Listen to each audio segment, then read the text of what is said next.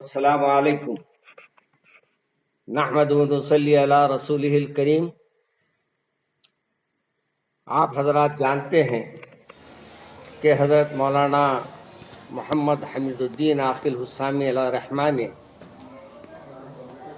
اس وقت یہ دارالخضا کو قائم فرمایا تھا جبکہ نظام دارالخضا بہت کم مقامات پہ قائم تھا، اور اس کے پہلے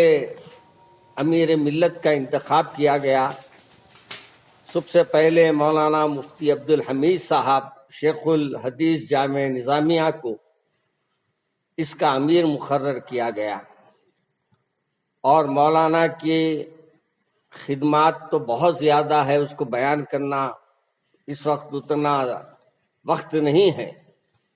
مگر مولانا ہی کی سرپرستی میں دارالخضا کا قیام عمل میں آیا،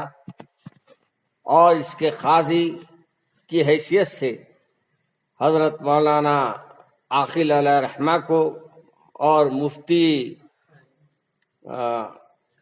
خواجہ شریف صاحب رحمۃ اللہ علیہ کو مقرر کیا گیا تھا۔ اور الحمدللہ یہ تقریباً 74-75 کی بات ہے، اور 74-75 سے یہاں حسامیہ منزل پنج شام میں یہ سلسلہ جاری ہے۔ مولانا کی حیات میں مولانا قاضی صاحب کی حیثیت سے مولانا خواجہ شریف صاحب بھی رحمۃ اللہ علیہ خدمات انجام دیے۔ پھر مولانا کی ذمہ داریوں کے بڑھنے کی وجہ سے مولانا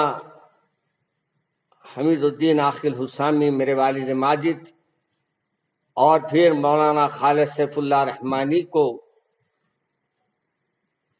یہاں کے قاضی شریعت مقرر کیا گیا، اور حضرت کے تشریف لانے کے بعد جو بہار میں قیام تھا، اور آپ مولانا کے والد مجاہد الاسلام صاحب کے چاچا آپ کے بھتیجے تھے، اور الحمدللہ اس زمانے سے الحمدللہ دارالخضا چل رہا ہے، اور یہاں وہ فیصلے کیے جاتے ہیں جو عدالتوں میں مہینوں پڑے رہتے ہیں، سالوں پڑے رہتے ہیں۔ اور دو طریقے سے ہمارے پاس کام کیا جاتا ہے، ایک تو دارالخضا سے کام کیا جاتا ہے، اور دارالخضا میں جو کام شرعی طور پہ کوئی مانتے کوئی نہیں مانتے تو ان کے لیے پھر کاؤنسلنگ سینٹر میں بھی انتظام کیا جاتا ہے۔ دارالخضا میں جو کام ہوتے ہیں فسخ نکاحی ہوتے ہیں، اور جائیداد کے مسائل کی بھی یکسوئی کی جاتی ہے، اور میاں بیوی کے تمام اختلافات کو دور کیا جاتا ہے۔ اسی طریقے سے جو کاؤنسلنگ سینٹر ہے اس میں وکلاء کو بھی رکھا گیا ہے، اور وہ وکلاء جو ہے اپنے لحاظ سے ان کو بلاتے ہیں، کاؤنسلنگ کرتے ہیں، اس میں مفتی صاحب بھی رہتے ہیں، اور پھر ان کے جہیز سے اٹھانے تک، ان کے پوری کارروائی کو مکمل کرنے تک وہ یعنی کاؤنسلنگ سینٹر والوں کی ذمہ داری ہوتی ہے۔ اس سلسلے میں مولانا قاضی عمیر صاحب سے خواہش کروں گا کہ وہ کچھ سوالات کے جواب دے جو سوالات کیے جا رہے ہیں، اور ہمارے اور ایک مفتی صاحب یہاں تشریف فرما ہے، وہ قاضی صاحب سے سوالات کریں گے۔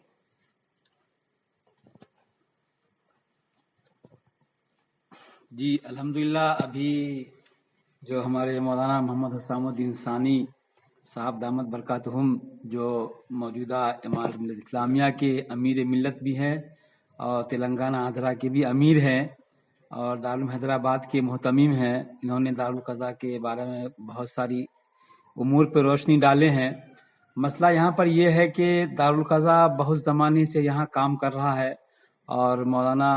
مرحوم حمید الدین حسامی عاقل صاحب رحمۃ اللہ علیہ کے زمانے سے ہی بہت کارکرد ہے،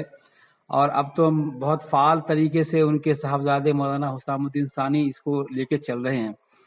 یہاں پہ بہت امور سے متعلق مسئلے آتے ہیں، جیسے طلاق کے مسئلے آتے ہیں، خلا کے مسئلے آتے ہیں، جائیداد کی حقیت کے مسئلے آتے ہیں، حق حضانت کے مسئلے آتے ہیں، یعنی بچوں کی پرورش کے مسئلے آتے ہیں۔ ان تمام مسائل میں ہم لوگ پہلے فریق اول سے درخواست لیتے ہیں، اور درخواست لینے کے بعد ہمارے پاس جو مفتیان کرام کا ایک پینل ہے، اس پہ ہم لوگ غور کرتے ہیں کہ اس مسئلے کو کس طرح سے حل کیا جائے۔ لہذا جب یہ بات طے ہو جاتی ہے تو ہم ان کو جو ہے نا فریق ثانی کو یہاں سے نوٹس دیتے ہیں، یعنی اطلاع دیتے ہیں رجسٹری پوسٹ کے ذریعے، چاہے وہ فسخ نکاح کا معاملہ ہو یا طلاق کا معاملہ ہو، یعنی تحقیق طلاق کا معاملہ ہو یا جو بھی معاملہ ہو، اس طرح نوٹس دے کر کے فریق ثانی کو یہاں ہم طلب کرتے ہیں، بلاتے ہیں، اور ان سے اس کی درخواست کے متعلق ان سے تفصیلات فراہم کراتے ہیں، اور اس کے بعد جب فراہم وہ کر دیتے ہیں، جواب دے دیتے ہیں درخواست کا، تو پھر ہم دونوں فریق کو بلاتے ہیں، بلا کر کے دونوں فریق کے آمنے سامنے بیٹھ کر دونوں فریق سے گفتگو کرتے ہیں، اور حتی الامکان یہ کوشش کرتے ہیں، جیسے کہ کوئی فسخ نکاح کا معاملہ ہے یا ایسے معاملہ ہے جیسے کہ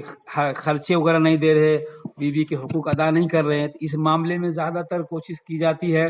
کہ اس معاملے کو حتی الامکان نمٹا کر کے دونوں میاں بیوی کے درمیان مصالحت کرا دی جائے،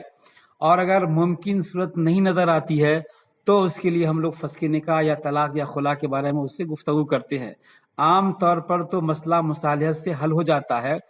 بعدل نخواستہ جب حالات ان کے فیور میں نہیں ہوتا ہے تو اس کے بارے میں ہم لوگ طلاق خلا کے بارے میں بات کرتے ہیں۔ اور اسی طرح جائیداد کے مسئلے ہیں، تو جائیداد میں بہت سارے فریق ہوتے ہیں،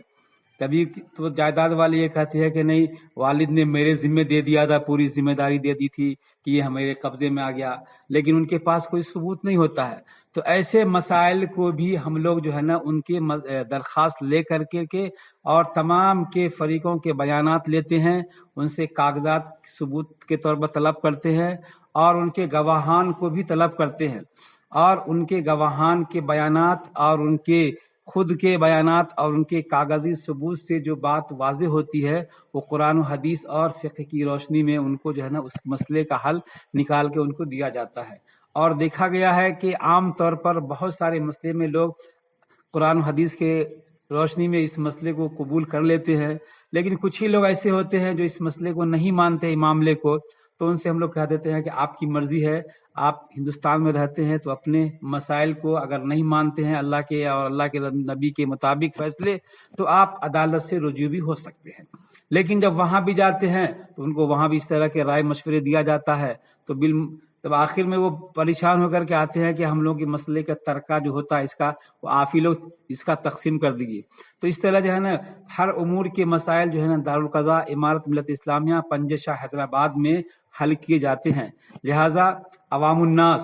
سے یہ درخواست کی جاتی ہے کہ آپ اپنے گھریلو معاملہ یا جائیداد کا معاملہ یا طلاق خلا سے متعلق معاملہ یا حق حضانت سے معاملہ یا اس سے متعلق جو بھی معاملات ہو، آپ بغیر کسی رکاوٹ کے دارالقضاء پنجہ شاہ حیدرآباد میں تشریف لائیں، اور اپنے مسائل کا کم سے کم آمدنی میں، کم سے کم خرچے میں اس کا حل تلاش کریں، اور انشاءاللہ تمام مفتیان کرام اس کے مسئلے کا حل کرتے ہیں۔ اور یہ بھی واضح کر دیتا ہوں کہ اس جو بھی مسئلے حل ہوتے ہیں، ہمارے مولانا خالد سیف اللہ رحمانی صاحب اس وقت آل انڈیا مسلم پرسنل لا کے صدر ہے، اور ہمارے دارالقضاء پنجہ شاہ حیدرآباد کے جو ہے نا چیف قاضی ہیں، ان کی نگرانی میں ہی مسئلے کا حل ہوتا ہے، اور تمام امور سے متعلق ان کو آگاہ کیا جاتا ہے، اور تمام فائل کو فیصلے لکھنے کے بعد ان کے یہاں پیش کی جاتی ہے، انہوں بہت پائرانہ نظر کرنے کے بعد اس پہ سائن کرتے ہیں، دستخط کرتے ہیں، اس کے بعد ہی یہاں سے فیصلہ جاری کیا جاتا ہے۔